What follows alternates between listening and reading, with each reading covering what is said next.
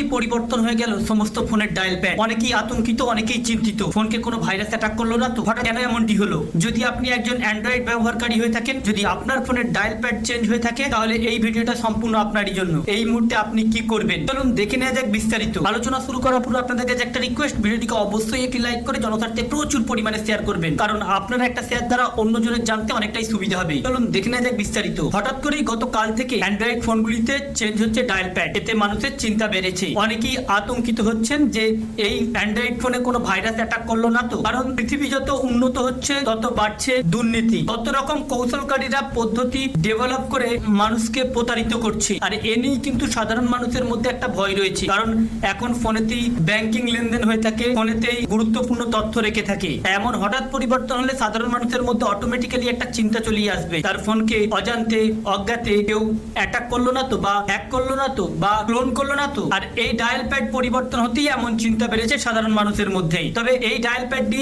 নতুন যে dial pad এসেছে সেখানে এই রূপটি দেখাচ্ছে। এখানে দেখুন পূর্বের তুলনায় সম্পূর্ণ পরিবর্তন হয়েছে। এই মুহূর্তে আপনি কি করবেন? এখানে বলা হচ্ছে অনেক সময় অ্যান্ড্রয়েড স্মার্টফোন ব্যবহারকারী হঠাৎই তাদের ফোনের প্যাড বা কালার স্ক্রিন বদলে যেতে দেখছে গত দুদিন ধরে। পরিচিত সবুজ রঙের ডায়াল প্যাডের জায়গায় গুগল ফোন বা অ্যাপের নতুন একটি ইন্টারফেস চলে আসছে, তাতে বিভ্রান্ত হচ্ছে অনেকেই আবার সমস্যা বোধ করছেন। এই পরিবর্তনটি আসলে কোনো ত্রুটির কারণ নয়, বা এই পরিবর্তন যদি আপনার হয়ে থাকে আতঙ্কিত হবার কোনো দরকারই নেই। এটা কোনো ভাইরাস অ্যাটাক করেনি। এটি মূলত গুগল তাদের ডিফল্ট ফোন যে অ্যাপ্লিকেশন রয়েছে, আপনার যে ফোন অ্যাপ্লিকেশনটি রয়েছে সেটি গুগল অটোমেটিক্যালি বা স্বয়ংক্রিয়ভাবে আপডেট করেছে, যার ফলে নতুন এই ইন্টারফেস দেখাচ্ছে। যদি এই আপডেটটিতে আপনার অসুবিধা হয়ে থাকে, তাহলে কিন্তু আপনি নিজে থেকেই আবার পূর্বের অবস্থায় ফিরে যেতে পারেন, অর্থাৎ আগে যে ডায়াল প্যাড ছিল সেই ডায়াল প্যাডটি করতে পারেন। এর জন্য সবার প্রথমে আপনাকে আপনার গুগল যে ফোন রয়েছে বা ফোনের যে লোগোটি রয়েছে ওই ফোনে চাপ দিয়ে থাকতে হবে,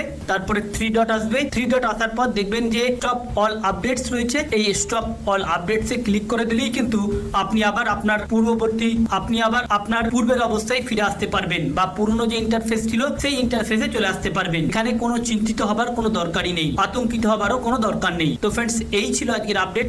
আমাদের উদ্দেশ্য ছিল কেবলমাত্র এই আপডেটটি আপনাদের সামনে উপস্থাপন করা, যাতে আপনাদের জানতে সুবিধা হয়ে থাকে। ভালো লেগে থাকলে ভিডিওটিকে অবশ্যই লাইক করে জনস্বার্থে শেয়ার করবেন। Thank you friends, thank you for watching.